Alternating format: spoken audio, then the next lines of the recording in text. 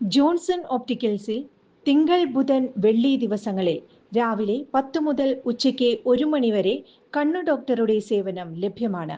എല്ലാ ബ്രാൻഡഡ് ഫ്രെയിമുകളും ഇവിടെ ലഭ്യമാണ്. കൂടാതെ ഡോക്ടർമാർ നിർദ്ദേശിക്കുന്ന എല്ലാത്തരം കണ്ണടകളും ജോൺസൺ ഒപ്റ്റിക്കൽസിൽ നിന്നും ലഭിക്കുന്നു.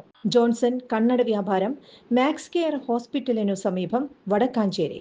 മെഡിക്കൽ കോളേജ് ആശുപത്രിയിൽ കെട്ടിടം തകർന്നു വീണ് തലയോലപ്പറമ്പ് സ്വദേശിനി ബിന്ദു മരിച്ച സംഭവം നിർഭാഗ്യകരമെന്ന് മന്ത്രി വി.എൻ. വാസവൻ. സംഭവത്തിൽ വീഴ്ച ഉണ്ടായിട്ടില്ലെന്നും ചിലർ തെറ്റിദ്ധാരണ പരത്തുകയാണെന്നും അദ്ദേഹം മാധ്യമങ്ങളോട് പറഞ്ഞു. സംഭവം അറിഞ്ഞ ഉടൻ സ്ഥലത്തെത്തി മണ്ണുമാറ്റി പെട്ടെന്ന് നോക്കണമെന്ന നിർദ്ദേശം കൊടുത്തിരുന്നു. മണ്ണുമാന്തി യന്ത്രം എത്തിക്കാൻ വഴി ഉണ്ടായിരുന്നില്ല. യന്ത്രം കയറി വരാനുള്ള പ്രായോഗിക ബുദ്ധിമുട്ടുണ്ടായിരുന്നു. മറ്റൊരു രൂപത്തിൽ വിഷയത്തെ വ്യാഖ്യാനിക്കരുത്. മെഡിക്കൽ കോളേജിനെ ആകെ ആക്ഷേപിച്ച് ഇല്ലാതാക്കാനുള്ള ശ്രമം ഉണ്ടാകരുതെന്നും മന്ത്രി വ്യക്തമാക്കി. തെരച്ചിൽ നിർത്തിവെക്കാൻ പറഞ്ഞിട്ടില്ല. അത് തെറ്റായ പ്രചാരണമാണ്. രാഷ്ട്രീയ ദുരുദ്ദേശത്തോടെ വിഷയത്തെ തെറ്റായി വ്യാഖ്യാനിക്കുകയാണ്.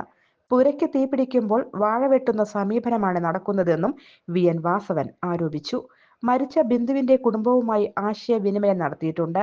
ഇന്ന് വൈകുന്നേരം കുടുംബത്തിന്റെ വീട്ടിൽ പോകും. ഇന്നലെ 3 പ്രാവശ്യം വീട്ടുകാരുമായി ബന്ധപ്പെട്ടു.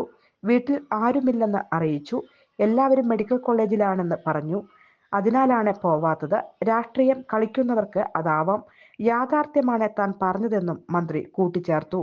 News desk anytime news. കൂടുതൽ വാർത്തകൾക്ക് ഞങ്ങളുടെ ചാനൽ സബ്സ്ക്രൈബ് ചെയ്യുക. ഫേസ്ബുക്ക് ഫോളോ അപ്പ് ചെയ്യുക. വാർത്തകൾ വേഗത്തിലറിയാൻ എനിടൈം ന്യൂസ്.